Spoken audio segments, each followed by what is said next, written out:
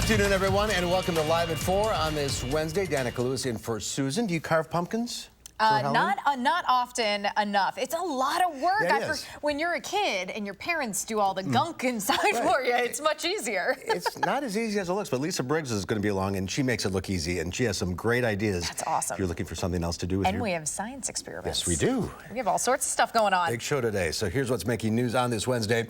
Officials with GM and the Auto Workers Union have made a potential deal to end a weeks-long strike. And a Madison cab company is going one step further to live up to their name by going all electric with new Teslas. And impeachment continues to be the buzzword on Capitol Hill as the Trump administration fights back against an inquiry from the Pentagon. Before we get to any of that, let's take a look outside on this Wednesday. You're looking at those clouds that were around for a good bit of the day. We saw a little bit of sun out I there. think the sun is out there now. Yeah, quiet and milder are the weather words of the day. Let's turn it over to Dana Fulton outside, who can tell us for sure. Yeah, the sun is shining out there. Yeah, right in my eye. We're really good right now, actually, in Madison. Just a few clouds. Currently, we did have quite a few building on over earlier. It does look like right now the southeast corner of the state might be holding on to some of those clouds, but a really pleasant evening ahead. Temperatures are quite comfortable. The only downside is that it's just a little windy out. Doppler track's quiet, no rain coming on through. We're looking at actually a really nice dry stretch of days. 53 currently in Madison, 54 in Janesville, and the upper 40s for Black River Falls compared to this time yesterday.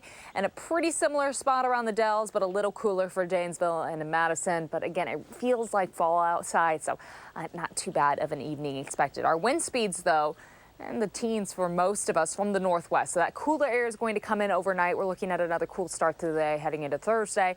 But high temperatures for Thursday and Friday will be just a little more mild outside. We'll take a closer look at your full 10-day in just a few minutes, though. On the roads right now, the Beltline's getting just a little busier. Here's a look at Todd Drive. Both east and westbound are moving along. No accidents to report. The eastbound side starting to get a little slower. Once you get past Todd Drive, closer to John Nolan, westbound right now looks all nice and clear around Janesville. No delays, and 39 and 90 looks good all the way down to the state line. To get from Janesville to the Beltline, I'll take you 27 minutes, 16 minutes to get from Sauk City to Middleton, and from Sun Prairie to downtown on this sunny, pleasant fall evening.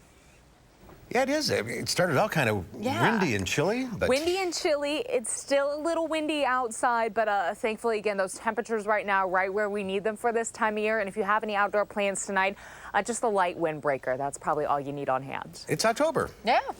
All right. The pumpkins are here. We're ready to go. We'll see you in a few minutes. Thank you. So you just saw all those green lines on Dana's traffic map, but next time you take a green cab, you might notice something a bit different. Madeline O'Neill joins us with the latest step a company is taking to live up to their name. Maddie. Not a bad segue, Danica. Well, right now, Green Cab is known for its hybrid Priuses. Soon, those will be off the road, replaced by the all-electric Tesla Model 3s. It's part of a partnership with a local tech startup, Zerology, which aims to accelerate eco-friendly transportation. This step makes Green Cab one of the first taxi companies in the country with a fleet made entirely of Teslas. Green Cab's announcement today comes with support from Madison's deputy mayor and the lieutenant governor. The company wants to stay on the cutting edge of sustainability.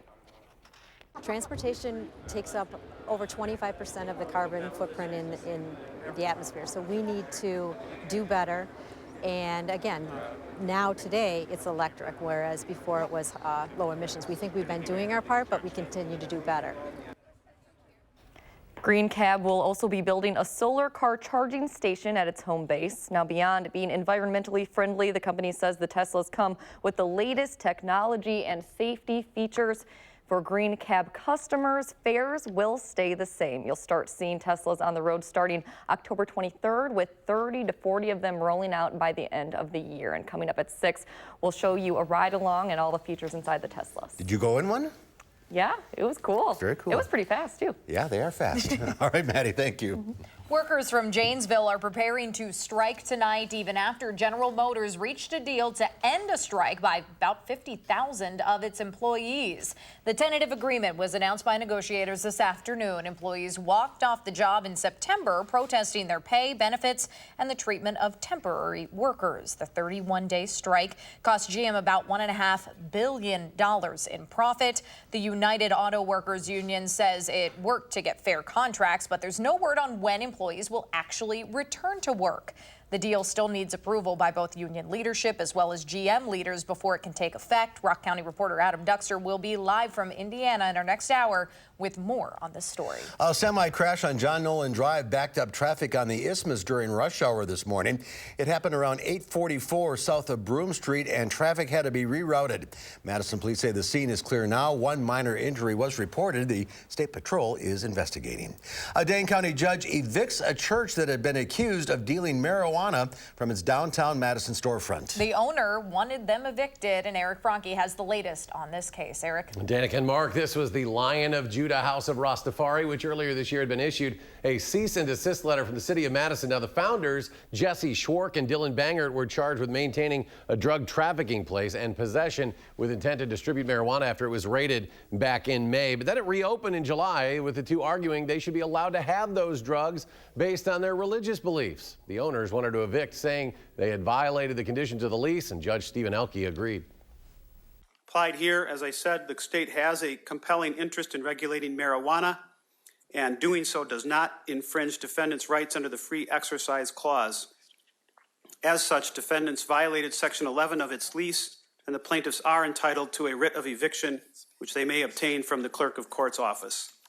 Now, during a hearing earlier this month, the owner called the establishment a public nuisance, and the Madison Public Building Inspector said the tenants had failed to even obtain the necessary permits to operate as a so-called church. Mark and Danica. All right, Eric, thank you. You're welcome. In national news today, President Trump says things are, quote, under control in northern Syria, even as Vice President Mike Pence and Secretary of State Mike Pompeo prepare to travel to Turkey.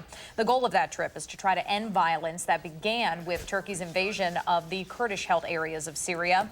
Turkey's president says the Kurdish people have to leave the border area by tonight for Turkey to stop its military offensive. President Trump met with a bipartisan group of congressional leaders to discuss the Syrian crisis today. Here's what he had to say before that meeting. Soldiers are not in harm's way, as they shouldn't be, as two countries fight over land. That has nothing to do with us. Turkey's invasion began a little more than a week ago after President Trump abruptly decided to withdraw U.S. troops from the area. U.S. National Security Advisor Robert O'Brien arrived in Turkey ahead of Thursday's visit by Vice President Pence and Secretary Pompeo, who will try to broker a peace deal. Several European nations have announced they are not selling weapons to Turkey at this time, even though the country is a NATO ally. So the White House is digging in and pushing back against the impeachment inquiry, looking into President Trump's dealings with Ukraine. Nicole Killian has more details from Capitol Hill. President Trump and his allies are slamming Democrats over how they are conducting the impeachment inquiry. The Republicans won't forget it, because what they're doing, what the Democrats are doing to this nation, is a disgrace. The Vice President, Pentagon, Office of Management and Budget, and the president's personal attorney, Rudy Giuliani, are all refusing to comply with congressional subpoenas, calling the impeachment inquiry baseless and illegitimate because it hasn't been approved by the full House. We believed it was so powerful of a decision to make that the whole body should have to vote on it. Republicans demanded to see the transcripts of interviews House committees have conducted, but were denied. They're filing a censure motion against Congressman Adam Schiff. How this is happening is absolutely untenable, unacceptable, and unprecedented. The inquiry continues today with former State Department employee Kurt Volker returning for a surprise appearance with congressional investigators. I heard he was here. He may be here to review his transcript. If he's coming back for additional testimony, that seems a little out of the ordinary. Text and emails indicate Rudy Giuliani, working with Volker and Ambassador Gordon Sondland, urged Ukrainian officials to investigate Mr. Trump's campaign rival Joe Biden and his son, a message the president reiterated in a July phone call with his Ukrainian counterpart. We have learned that call was not in isolation. There was a great deal of preparatory work that was done before the call. There was a lot of follow-up work that was done after the call. Michael McKinley, a career diplomat and former senior advisor to Secretary of State Mike Pompeo, is also testifying today. He resigned his position abruptly last Friday. Nicole Killian, CBS News, Capitol Hill. And Congressman Schiff says the transcripts will be made available to everyone after all of the interviews are completed. Still to come at 4, the 9th annual Wisconsin Science Festival is about to kick off. And this truly is a statewide science fest with more than 300 events in more than 90 communities. We have science experiments coming up when Live at 4 continues. You're watching News 3 Now, live at 4.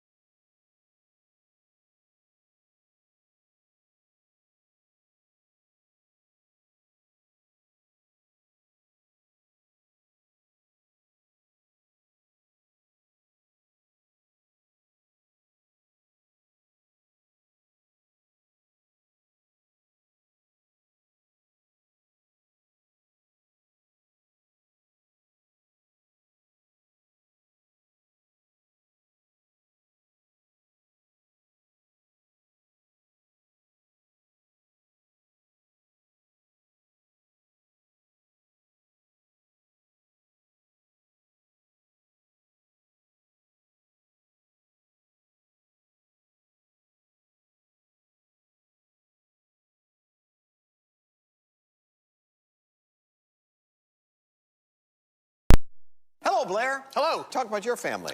I've been trapped in a loveless marriage for the last 12 years to an old battle axe named Kim. She cursed my life with 3 stepchildren named Star, RJ, and Ryan, and I have 1 rotten grandson. Yay! Wow, so that's Blair Davis of San Diego. After appearing on Wheel of Fortune last night, he went viral for, we'll call it unique, the way he introduced his family. We're happy to report he was just joking. He says he loves his family very much.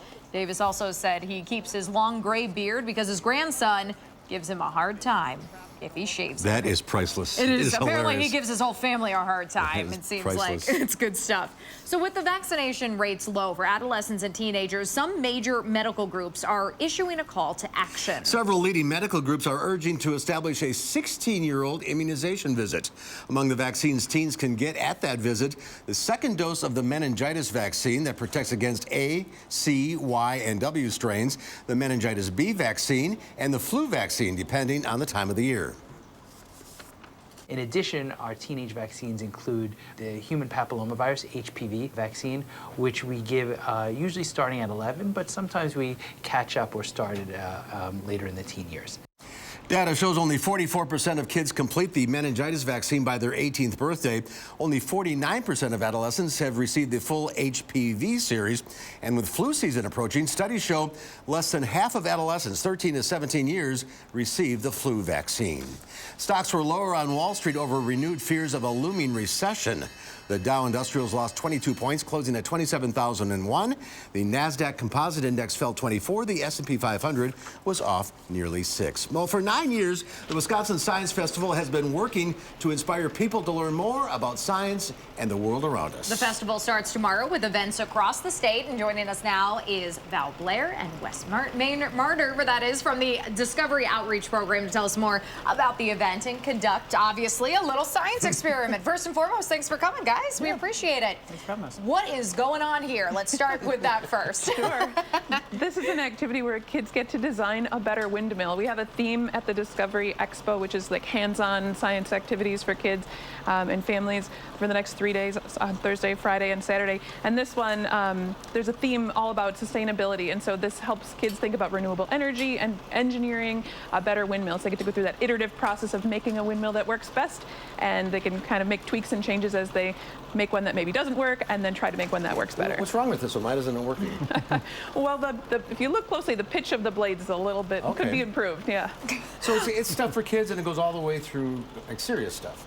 It does, yeah. So we've got actually more than 300 events that are happening around the state beginning tomorrow, and it's everything from our expo that's happening at Discovery for kids and families to pub nights and events happening at museums and libraries and community centers and businesses all over the state. 90 communities throughout the state. It's not just Madison. Right, yeah. Actually, most of the events for the Science Festival actually happen outside of Dane County, even though there's a large number of them here in the Madison area.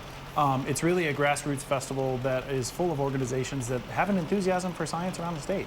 Wes, why keep doing this? I mean, more than 300 events, that can't be easy to plan. So why keep going with this? We do it because there's an appetite for it in Wisconsin. We find that every year there are so many people, like hundreds of organizations and literally thousands of volunteers and scientists that step up, and they are excited to share what they do with the public. And the public likes it. We have well over 30,000 people will visit a science festival event over these 4 days, and they keep asking for more. That's impressive. Yeah. People are really interested in it. What are some of the highlights here in the Madison area? Yeah, so two of our marquee events are the Discovery Expo, which will begin tomorrow. It's Thursday, Friday, and Saturday of the Science Festival, and this is one of the activities that will be there, as Val has talked about.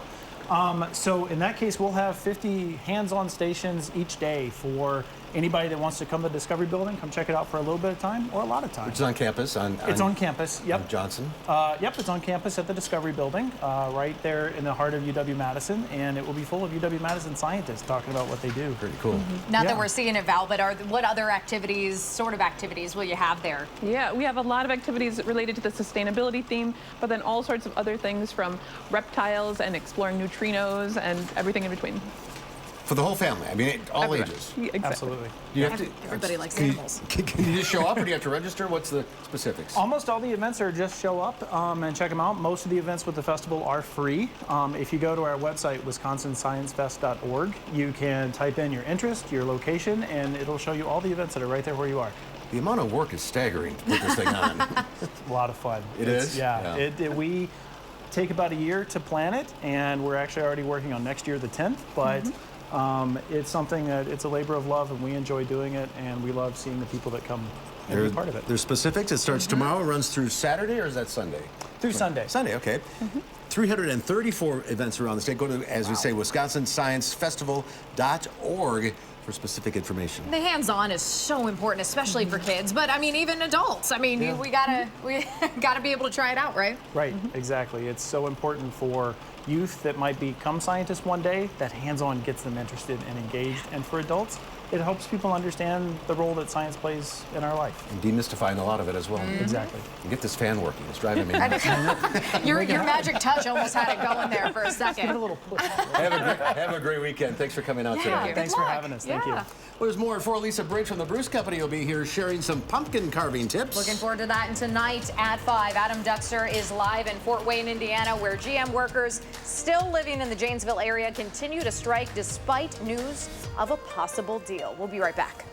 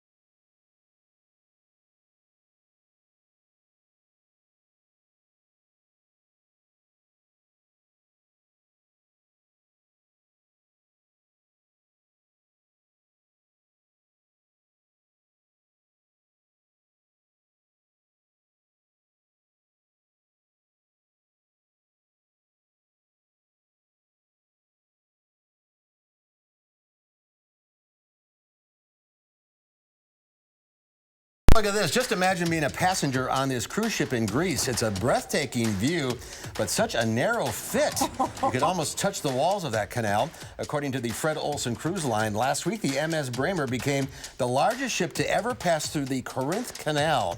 It is 79 feet across. The ship is 74 feet wide.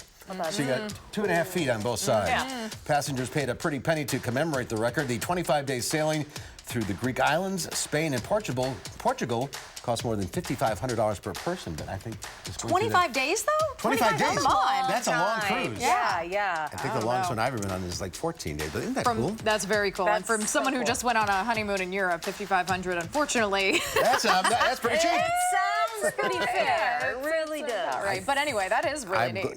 That pilot on that ship, it's like... a little stressful. Yeah. A little stressful to be But they honest. made it. Parallel parking stresses me out, let alone something like that. No way. Made it all the way down the canal. Yeah. And we're sailing along to better weather. We're sailing right along. Things outside right now look really nice. The next few days actually should be pretty pleasant outside. Here's a live look. You see a few clouds, but also a lot of sunshine. We'll look at your full 10-day right after the break.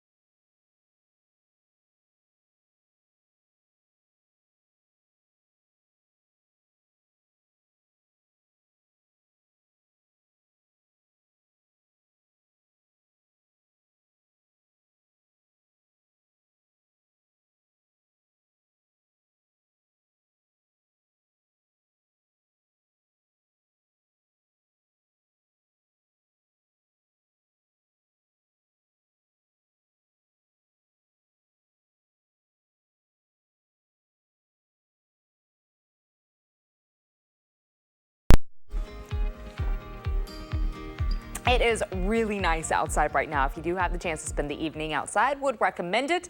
Some sunshine, really comfortable temperatures. Really the only downside currently is how windy it is. In the past 24 hours, our peak wind gusts have gotten close to 30 degrees in the Dells, and the upper 20s in Platteville, about 32 in Madison. So a little breezy at times. The good news, those wind speeds starting to diminish right now. Our gusts currently around Madison at about 20 miles per hour, 17 for Platteville, and in Janesville, the stronger winds off to the east. And we're going to continue to see that slide downwards. overnight heading into Thursday morning. Doppler track is nice and quiet. We don't have anything new moving in. That's the good news. We want to enjoy the sunshine and get a nice little stretch of some dry weather. We're expecting a dry forecast for tonight and really for the next few days as we see some high pressure off to the west. That's steadily just going to ridge in and keep things pretty calm and quiet. That low bringing showers, of course, yesterday and a few isolated spots last night, now off to the east. Behind it, that wraparound moisture in Michigan. We still have a few clouds this morning that we're hanging on, but now we're starting to clear on up. Partly cloudy tonight, and for tomorrow we get a mostly sunny sky. It'll be a really pleasant Thursday. Overnight temperatures will fall. A cool start to the day with the northwest breeze. In the afternoon, though, we are expecting pretty seasonable weather, a little closer to average, back to the mid-50s for those afternoon highs, mid to low 50s. For Friday morning, cool, but our breeze becomes a little more southerly, so temperatures for Friday afternoon heading into the weekend will actually finally hop a little above average. We're expecting those high temperatures to be closer to 60 looking at the end of the week and the weekend. Overnight lows will drop quite a bit tomorrow morning. May need a few layers early in the day. In the mid-30s for much of the area. Right now we don't have much of a frost concern though. As you can see, a lot of folks still holding on to the upper 30s for those overnight lows. Partly cloudy sky tonight with a light breeze from the northwest. For tomorrow afternoon, we're in the mid to low 50s for our afternoon highs. So a really pleasant day. Again, just a little bit below average, but overall really nice outside. Similar to today, except pulling away those stronger wind gusts. Friday morning, our breeze comes from the southeast. And that means in the afternoon, we're expecting our high temperatures to be closer to 60 degrees. So a really pleasant day for Friday. And again, average temps right now are in the upper 50s. So I actually look at climbing just a little bit above average for Friday and the weekend. Tonight will fall close to 35. That breeze about 15 to 25 miles per hour, steadily calming on down. Plan on that partly cloudy sky for tomorrow morning, and then for tomorrow afternoon will be in the low 50s for those afternoon highs, mid to low 50s throughout southern Wisconsin. So still a tad cool, but really nice outside again, especially once you pull away that breeze. It feels really comfortable with that mostly sunny sky. Light breeze from the north for tomorrow. Shouldn't be too much of a factor though, with those temperatures in a good spot and the sunshine coming through. That sunshine won't be deceptive. It should be pretty pleasant outside. A little breezy on Friday in the low 60s for our afternoon highs. Temperatures into Friday morning will be in the 30s, but by Saturday morning we only fall to the upper 40s. As we have rain chances developing, a lot of cloud coverage early on Saturday, it's not going to allow our temperatures to fall quite as much. For Sunday, plan on temps back in the low 60s with a partly sunny sky. The chance for some showers will start to develop Sunday night heading into Monday. Monday, we're looking at a little more rainfall coming on through. Temps fall back closer to average in the upper 50s. And then by next week, we are going to drop back down in the mid to low 50s for those afternoon highs and then back to the 40s. So it will be a bit of a cool stretch heading into next week. But again, the fall descent and dropping our temperatures has thankfully been slow and steady. And that's what we're looking at for the next 10 days. It's not going to be a huge drop off for us. No big fall off the cliff. No big fall off the cliff. We're just sledding down the hill. Yes, slowly but surely. Slowly but surely taking our time, not sledding in the snow, sledding in the wet leaves right now. Sliding down. Just sliding down. I need to get a car wash, but every other day it seems like it's raining. It seems like it's raining. I do too. There's the mud splashes right now is the problem. I got a little bit of dirt on there. So on your new car? On the new car. Well, I took it hiking. I got a new car, and then the next day it's got muddy paw prints on it already. That's Gosh what darn I it, am Penny. as a dog. Yeah. Come on, Penny. That Penny.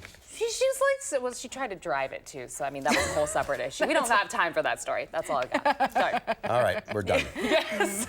Thank you. For some, getting zen means getting loud and getting loose. It's called rage yoga. Yeah, it promises to help you de-stress, and our news partners in Kansas City went to have a look at that new trend. It's a little bit different than your traditional yoga. We're gonna get weird. Dimmed lights, you have soft music. This is complete opposite. It is yoga with an attitude, basically. I've never done rage yoga before. I had recently seen something online about it, and then I saw it was available here, so I jumped on the opportunity. You're gonna put it to your heart. The technique is different. Instead of calming your mind, you're bringing everything out. Instead of just trying to push it out quietly, you're gonna push it out, and it's gonna be loud. well, first off, I get a beer with it, but the idea of also kind of incorporating like the stress release of like yelling or screaming or flicking somebody off, you know what I mean? We'll be listening to loud music, explicit music. We will be cussing, using profanity, yelling, screaming, just letting all the negative energy out tonight. That's the goal. It's something I enjoy. I mean, it's not like my regular music I listen to all the time, but I still enjoy it. In my house, I practice yoga to rock music, to metal music, to loud music. That's just what I enjoy. Speaking as somebody who works really, really hard and, you know, feels a little burnout sometimes, like it just makes such a huge difference. The mental aspect of just releasing all that stress just seems like it's going to be a wonderful experience. You don't have to have that perfect place in your house. You can just let it out and you can be yourself. Now that's a yoga I think I could embrace. I know, Dana's right. She's on board. She's 100% on board. I don't know if I'd leave it feeling zen. I just feel... You're probably drained. You're ready and for a little good drunk, night's sleep. too. Apparently. All right, still to come at 4, they are the first in the nation to cast a vote in the presidential primaries and caucuses. We will find out what is on the minds of Iowa voters, now many of whom were undecided back in June. That's when Live at 4 continues.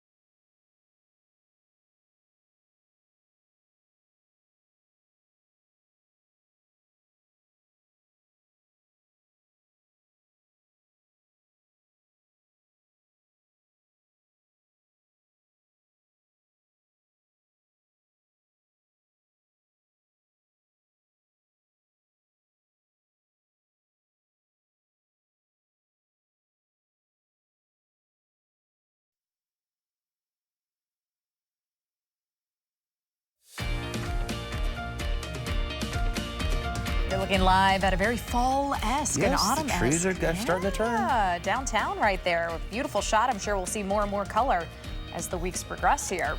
Iowa voters have the least amount of time left to make a decision in the Democratic primary. They have definite opinions about which candidates performed well in last night's debate, and some minds have been changed. CNN's Gary Tuckman talks to a group of voters he's been following for months. Join our team. Senator, thank you very much. When we met this group of loyal Iowa Democratic voters in June, they were all undecided on who they would support in the first-in-the-nation Iowa caucuses. We've now been with you for 4 debates. The first 3 debates, the consensus winner of each of the debates was Elizabeth Warren, according to all of you. Tonight, who was the consensus winner? We will start with you, Ed. I'd say Warren and Klobuchar. I thought Booker and Klobuchar had the best night. Warren and Klobuchar. Warren. Booker and Warren. Booker and Warren. Booker, Klobuchar, and Buttigieg. Warren. Castro, Klobuchar, and Booker. Elizabeth Warren got 5 mentions. She's able to respond intelligently with the different attacks and with the ideas that are going on out there. Sometimes the look on her face was almost like, oh wait, me this time? But she was able to come back and keep her cool and get her message across without diving into that fray of attacking them back. But this time, Warren is sharing the position of favorite. Amy Klobuchar got the same number of mentions.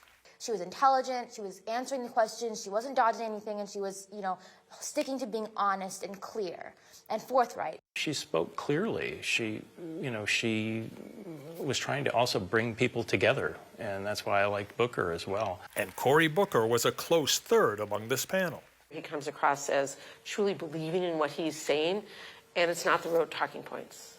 During our 4 visits with this group, only one person has thought Joe Biden did the best job, and that was Eugene Malone after the first debate. But this time, he didn't do the best tonight. And why is that? He was just a little off. I mean, the last couple of times for me, he just seemed a little off. But the group agreed with this.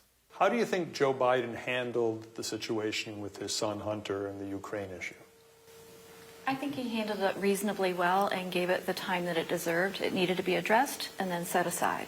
Nobody here selected Bernie Sanders as the top debater, but the consensus is he's improved.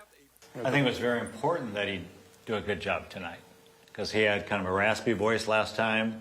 He had the heart attack, and he came back and had a nice debate. What about Kamala Harris? How come no one's mentioned her?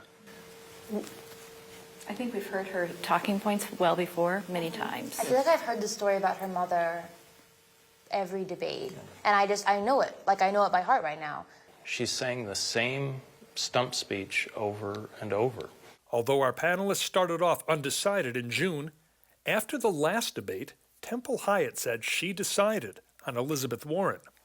My question for the other 7 of you, after this debate, have any of you made a decision? Not yet. No. All undecided still? Could you change your mind after the next debate in November? Possibly. A lot closer to caucus night. Yeah, let's get it down to 7. Maybe Stay tuned. The next debate is November 20th. Gary Tuckman, CNN, Iowa City, Iowa. Interesting. No minds were changed. No, still a long way to go. Well, not for them. They got 3 months. That's true. That's true. But it feels like a long way to go for the rest of us, sure right? It does. Well, when we come back, are you looking for new ideas when it comes to carving your pumpkin? Well, Lisa Briggs from the Bruce Company has some jack-o'-lantern carving tips. I'm looking forward to this when Live at 4 continues.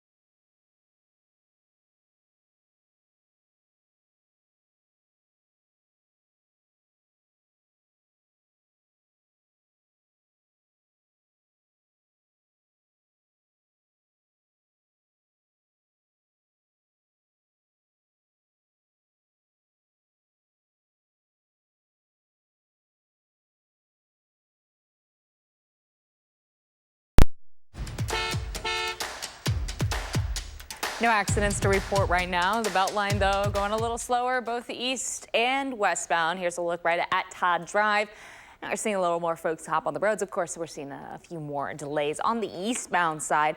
Those speeds, thankfully, around Todd Drive only down to about the upper 20s, sometimes in the teens. So at least we're going along a little quicker than usual. After you get by Park Street, there's a little bit of a delay on the westbound side, and then things do improve. Downtown Janesville, a few of the stoplights just a little backed up right now, but again, no accidents. 39 and 90 looks good all the way through the state line. From Janesville to the Beltline will take you about 26 minutes to get from Sauk City to Middleton, and from Sun Prairie to downtown will be about 17 minutes this evening. That's a quick look at traffic. All right, Dana, thank you. The first selfie taken by a plant has hit the internet. Okay. That's right. A maiden-haired fern named Pete at the London Zoo not only takes his own selfies, he powers the camera. It's part of the research into microbial fuel cells. The plant naturally deposits biomatter as they grow. It then feeds bacteria in the soil and creates energy that can be harnessed by fuel cells powering the camera. Pete is producing more power than they thought, enough to take a new leafy selfie every 20 seconds. That's pretty cool. Isn't that cool? I think that's wild. The selfie, you know. See Pete grow, I guess. That's right. Well, you tired of the same old jack-o'-lanterns? I know I am. Yeah, that's definitely true. I'm also just not talented or artistically inclined, but here, someone who is, Lisa Briggs, joining us now for the Bruce Company. Pete sounds amazing. I know Pete. Yeah, you Pete, go, Pete. Power his own selfie. Yeah. I don't think these pumpkins do the same, though. This one we're not going to carve. This would be impossible. Yes. So there are gourds and squashes, and pumpkins are kind of winter squash, where like zucchini, those are summer squashes, thin skin, made to be eaten. Winter squashes are, they will keep longer. They have thicker walls and much varying degrees of how tough the skin is. And so that will tell you how easy it is to carve. So like just Most a people are regular going to use a pumpkin, right? Yeah, and these are pretty easy to carve. You can get a knife in there pretty easily. You often use the stem as a nose. I like to use the stem on the nose. Susan is not I do here like today, that. so I didn't do the stem on the noses. Then there are things like, like these Hubbard squashes, or this is called, I forget what this one's called, but the skin, I snapped 2 knives on it. Really? Holy smokes. The skin is really tough. But I like to do a more picturesque design, and then I also will put the hole in the back. Okay. And then put the candle inside. And so some of this is like these berries are carved all the way through, and some of this will be varying thicknesses of flesh. So the more flesh there is, the dimmer the light will be. So you can get something that looks really 3-dimensional. So you don't like go I for said, curtains on a window. You don't go for the really scary. Sometimes, no, I tend not to do the really scary ones. I don't know. How I tough like was it, owls. though, to get through that? I mean, like, is this going to take some gusto? Once you get the skin pierced, the flesh is pretty easy. Okay, So okay. that was just, So like any project, tools are the key. Tools are the key. I like to use, these are linoleum cutters. This one's really filthy. This is a new blade. This is the one I snapped twice Really? last night. Yes. It flew across Linoleum? the room. This is harder than linoleum? Yes. Yes. Wow. The skin is really tough. You go just do a little thing here. Be careful. Push it away from yourself. Yeah, I got okay, it. now, yeah, see what I mean? Yeah, it's I'm tough. getting my hand I away know, from I Mark know, 'cause like- he's doing it upside down. and Backwards. Note to self, All do right, not what invite do we Mark got over. here? That's a knife. Oh, my God. Now, do you guys know where jack-o'-lanterns came from? No, I don't. Okay, so it was a Celtic thing. Oh, really? Yeah, so Halloween, the veils between the worlds were thin, and so you'd be walking around at night and you'd be afraid that the spirits would come after you. So they would carve little faces and make lanterns out of turnips. Out of turnips? Well, yeah, because, squashes are a Mesoamerican crop, and so they didn't have pumpkins. So then when the Irish came to the United States, they brought that tradition of jack-o'-lanterns with them. love And then they brought that. to pumpkins, which are much easier to carve So than we turnips. put this by the front door to scare away spirits? Is Well, that you'd the carry idea? it around. Oh, I you'd mean, if carry you it were walking around at night after dark, and you didn't want the spirits to bother you, you'd have like A little turnip. creepy That's why they face on did a turnip. Instead of Creepy face on a just turnip. walking around with this guy, get your workout in. And then if you get hungry along the way, got a little snack. Yeah, exactly. Snack, too. So let your imagination run wild. Absolutely. And, these kinds of things are really fun. So even if you're not going to carve it, if your pots are looking a little tired, you can put a couple of these around your front door, and these will last until Thanksgiving, and then you can bring them inside and try to break them open with an axe and roast them. Break them open with an axe. This has gotten very violent. I have had Harvey break open Hubbard squashes with an axe. Wow. Wow, yeah, it takes some gusto though, for sure. And if you're picking out, it's delicious. You're picking out a pumpkin, what should you look for? Yeah. Okay, so now that we've had some frost, you want to be careful. So make sure that there aren't any soft spots. When pumpkins are exposed to those frosts, sometimes they'll get a little bit of rot. I like a stem, so some people don't care. So just make sure that that's firmly attached. If there are, wounds and stuff, like this is just like a little break from early, but make sure that that's firm and not mushy. It should be hard. Yeah, it should be hard and solid. Yeah. And then if there's going to be a frost and you have them, bring them inside for the night. Because you get the mush. Yes, and watch out for squirrels. The telltale right there. They won't eat these, but No. they will eat this. That looks intimidating right there. Yes. Lisa, And thank need you. an axe. It's always Thank you, fun, guys. year after year. We'll let you go back at this. Yes, I have to finish this for Joyce. Yeah, why don't we both hand the tools over? That's probably There we better. go. Where's Better that than Lisa's knife? hand. It's over there. It's over there in the case. Happy Halloween. We'll see you soon. We'll be right back with the final check of your forecast. Pretty role playback.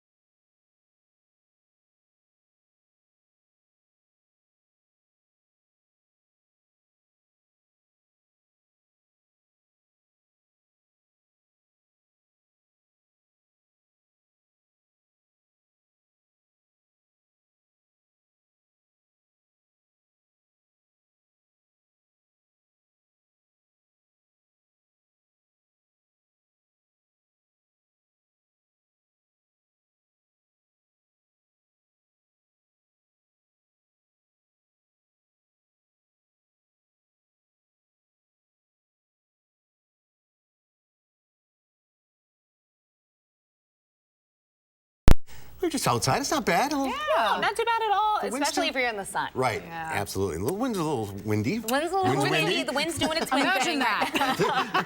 It's a little breezy outside. Thankfully, though, we do have plenty of sunshine currently. A beautiful evening expected. Doppler track's going to stay nice and quiet. Temperature-wise, we're a little below average, about 53 Madison. We should be in the upper 50s for our afternoon highs, but I don't think anyone's complaining about being in the 50s right now with sunshine. 49 degrees in Platteville, holding on to 49 as well in Black River Falls.